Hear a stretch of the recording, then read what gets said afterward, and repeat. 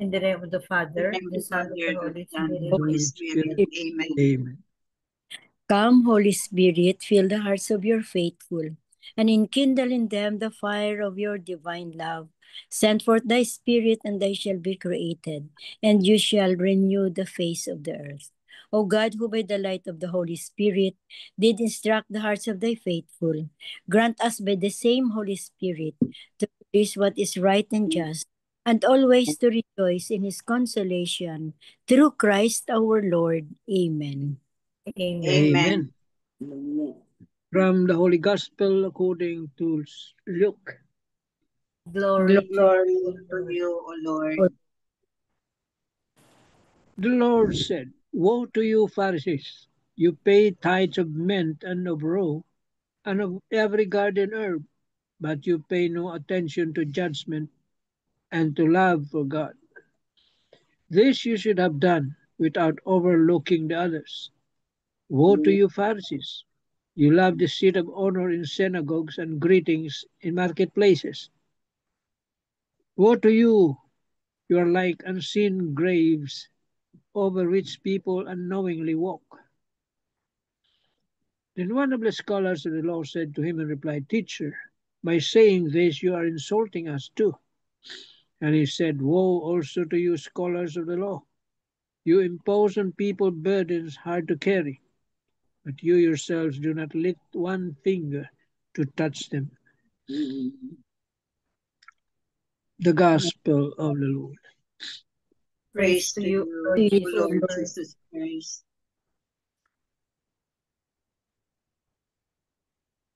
The 3 pointers. The 3 pointers for today's Gospel. Number 3. In today's Gospel, Jesus sternly rebuked the Pharisees for misleading the people, and the scribes for imposing unnecessary and burdensome rules on their believers. Such actions obscure God's essential commandment of loving God and neighbor. Number 2. Jesus teaches us that the essence of God's commandments is to love God and our neighbor totally and wholeheartedly. He shows such love to us through his sacrificial love that embraces and lifts our burdens. Number 3. Do you allow the love of God to transform your mind and heart? Are you willing to carry your neighbor's burden? Speak to the Lord from your heart. Amen. Amen. Amen. Thank you very much, Tita Lynn.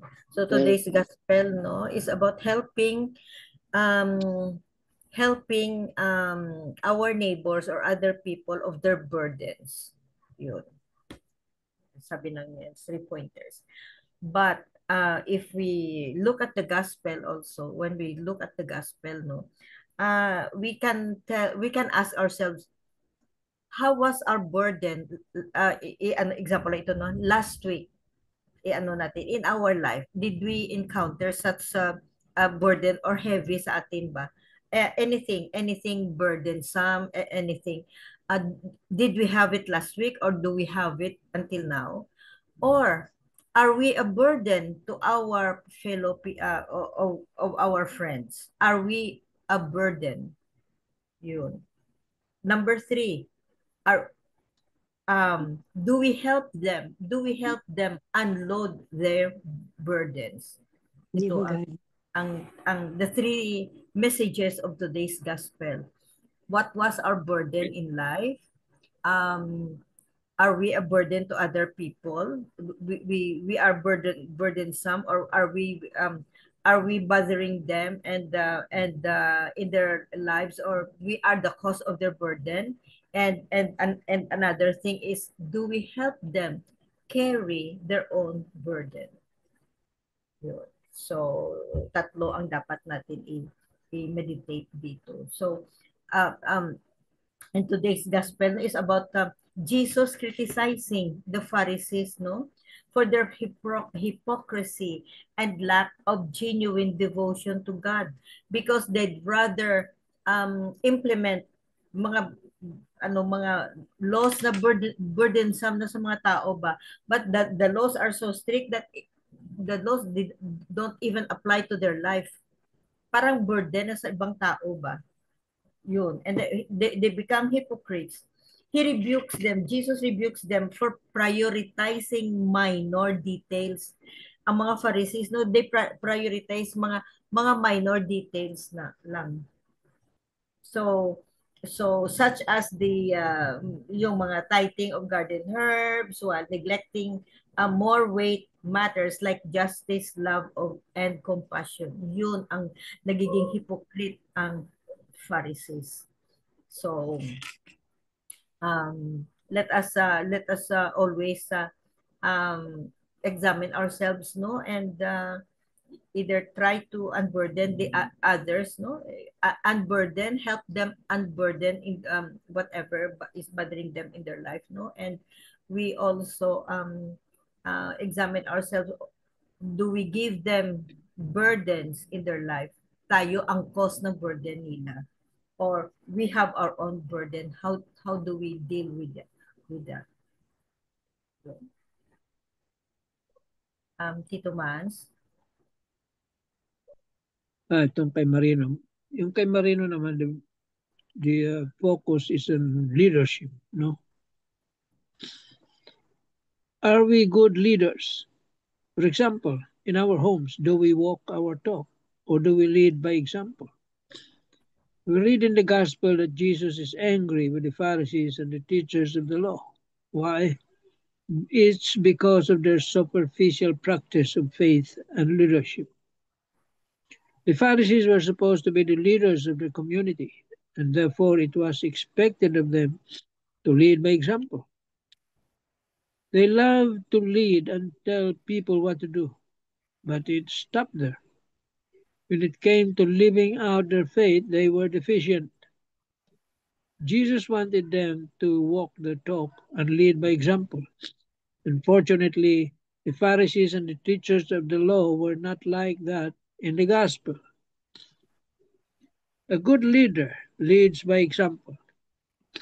He doesn't only give orders, he also shows the way.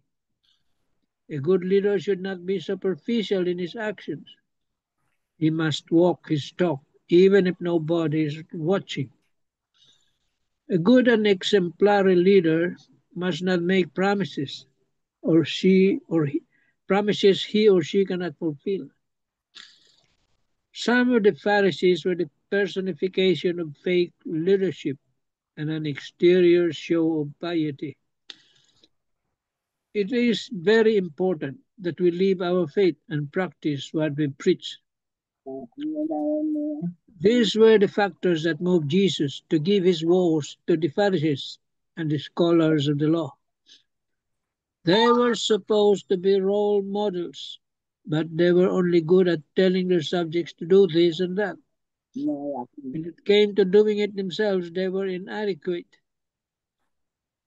The very clear lesson for us is this: we must practice and live what we learn about our faith. We must not limit ourselves to giving orders. We must lead and show the way. As followers of Christ, we are called not just to speak of our faith, but to embody it in our daily lives. Our actions must mirror the values we proclaim, and our leadership must flow from a heart that truly follows Jesus.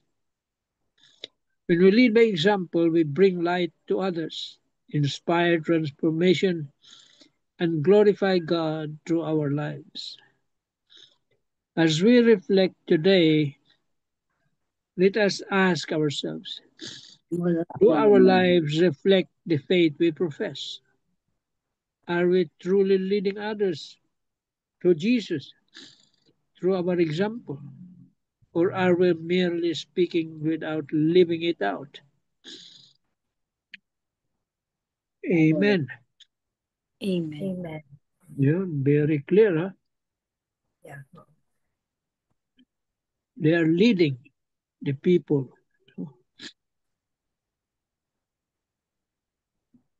by teaching them the wrong way. They were not practicing what they were preaching. Eh, Magaling lang sila mag-preach. Sabi nga sa gospel, mga ibang gospel do not follow what they tell you, but do not follow what they What do. they do. Okay? Kasi iba Iba yung sinasabi nila, iba naman ang ginagawa nila. Yun. Leadership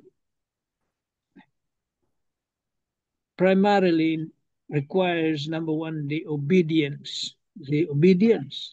You cannot be a good leader if you don't know how to obey. Sabi nga if you want to be a leader, learn how to obey. Obey ka muna bago ka mag-lead. Ganon sila Moises. Sino ba yung assistant ni Moises? Aaron. Hindi, yung isa. Sino nga? Yung siya yung nakapasok doon sa promised land. Oo, siya lang ang nakapasok. Hindi si Sino ba yun? Si Moses. Kalimutan. Who is that again?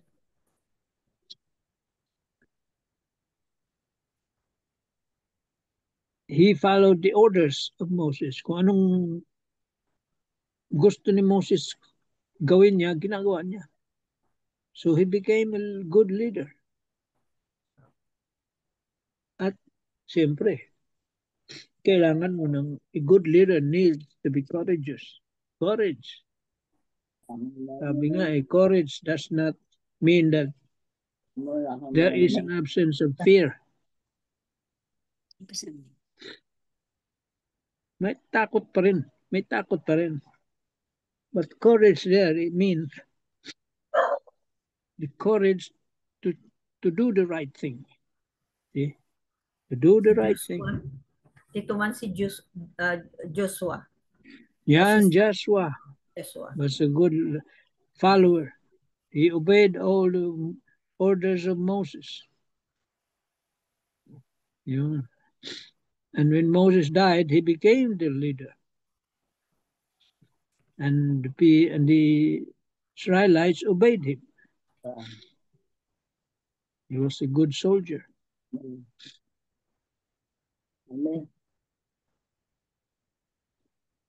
And most of all, you must have the faith. You cannot lead without faith. And humility. And also as being emphasized here, to lead by example. See? Hindi yung puro ka lang turo na gawin mo to, yun pala ayaw mong gawin. Turo mo sa kanila, you do it first. Show them. That's a good leader. The qualities of a good leader. Leading by example.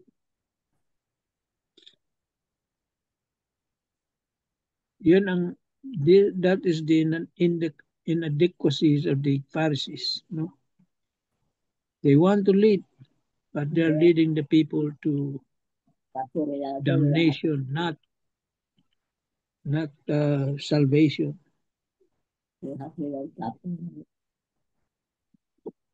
Kaya matindi yung sinabi ni Jesus, woe to you.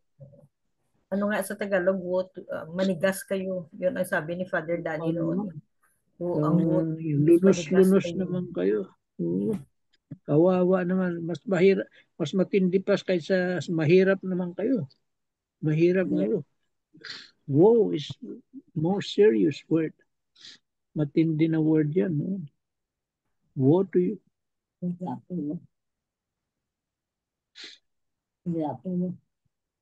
Kaya yun ang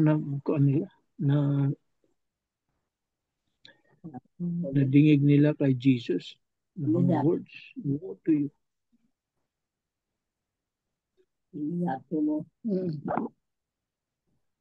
Yung tinuturo nyo sa kanila, mali. Magaling lang kayo sa turo. Kasi nagko-concentrate sila sa law ng the law of Moses. Oh. The old law. Binago na, dinagdagan na ni Jesus yun. Ayaw nila. Gusto nila yung kanila. Ang kanila. Let's lead the people to, Very burdensome na sa mga tao. yeah, burden. Grabe yung burden kasi biro mo, 600 plus laws. 624. Ginawa nila. Tapos sila mismo hindi nila ginagawa. Puro sa tao. Yun ang problema. Doon sinabihan sila na, woe to you. Amen. Amen. Thank you very much, Tito Manny. It's very true, no? Nagiging burdensome na i-imagine, no? Ang 10 commandments, no, na tinuro ni Moses, no? Ginawa nilang 624 na very burdensome na sa mga tao. And yet, they also don't follow. They don't follow their own law and regulations. They don't. But ito lang, no? How can we follow a leader, no, na they're telling us to do this and then they themselves don't do it? Yun. Common sense. Oo, common sense. Ang good example niyan ngayon sa sa present modern day natin is yung yung mga false prophets, mga ganyan ba? Mga nag-claim sila ng mga mga either prophet sila or nag-ano sila ng church nila. Yun. They create their own church, they create their own group. Tapos they don't follow. Ano lang sila. Ma-impose lang sila and implement and yet they don't follow. They don't follow their own law. So nagiging hypocrite sila. A good leader is the one who leads. Dapat manguna ka. Do this. You follow me. What to do. I will teach you what to do. Just follow me. Pero iba eh. Listen to their words but don't do what they're doing. Yun. Since biblical time pa. Yun ang nagiging problema natin hanggang ngayon. So, just like the Pharisees, no, they forgot about they have there are so many rules and regulations and laws that you have to follow, no, according to them, no. Pero walang humility. There's no true faith, true justice, true love. Dapat yun ang mga i-emphasize. So here comes Jesus. Gin-emphasize ngayon ni Jesus. Yun. Ang humility, ang love, ang forgiveness. Yun ang gin-emphasize ni Jesus. So nag-clash tuloy sila because the Pharisees are hypocrites. Yun. Nabisto sila ni Jesus. So yun ang sabi, woe to you, Pharisees.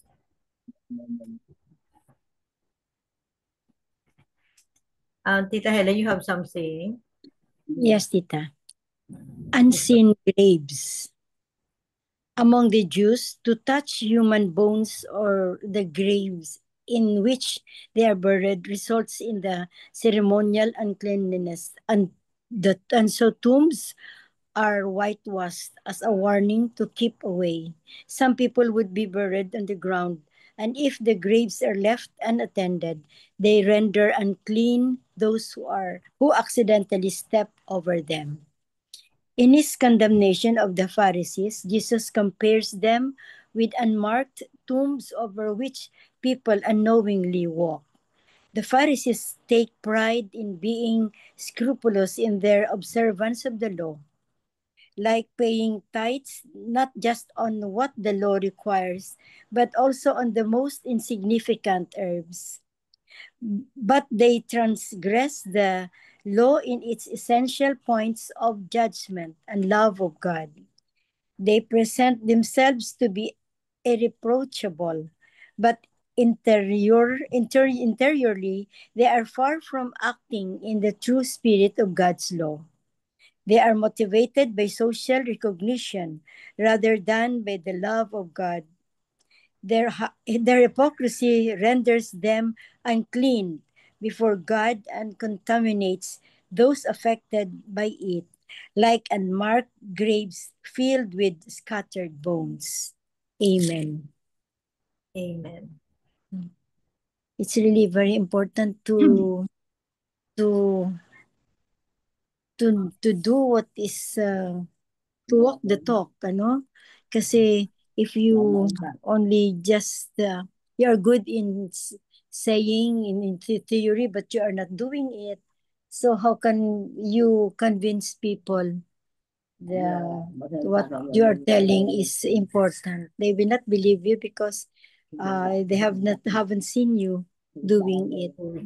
Yeah. So a good leader, be a good follower muna. That's what I have learned. Amen. Amen. Oh, very, very Amen. true, Tita Helen. Oh. Yes po. Oh, just like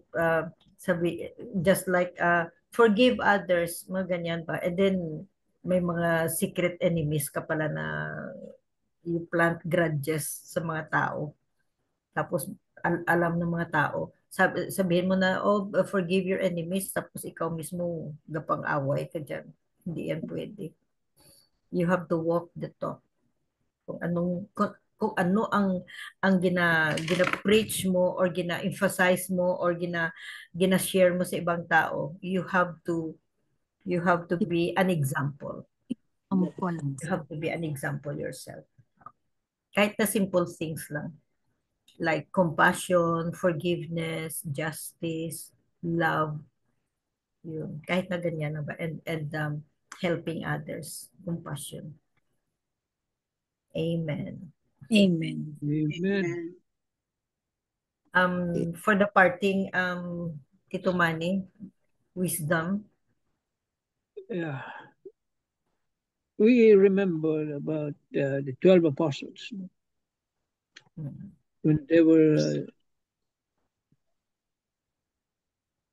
jockeying for positions. And who wants to be the leader? And Jesus told them to want to be a leader. You must be the servant of all. Okay? Kaya it's not easy to be a leader. You have to be the servant of all. Gaya yung ginagawa natin. Yung gumagawa ng lahat. Yung leader, sumusunod lang tayo. Okay? That's it. You want to be a leader? Be the servant of all. Amen. Amen. Thank you very much. So, I think any other piece of your thought kung meron kayo? Or if not, let's go ahead with the closing prayer, no? And thank you very much for the reflections and sharing, no? And thank you, Tito Manny, for your wisdom. Okay, yes. Oh Lord, we pray and drive us far from the snares of the enemy. May your holy angels dwell with us and guard us in peace. And may your blessing be always upon us through Jesus Christ our Lord. Amen. Amen. Amen. And all together, please, glory be to the Glory be Father, to the Father, to the Son, to the Holy and to Spirit, the Holy Spirit, as it As it was was in the beginning, beginning, is now. is now, and Now, ever. shall be world Word without without end. Amen. Amen. Amen. In the name Father, of In the name of the Father, the Son, the Holy Spirit. Amen. Amen. Thank you very much. Thank Good you. evening. Good Good Good morning. evening. God bless us all. Good morning.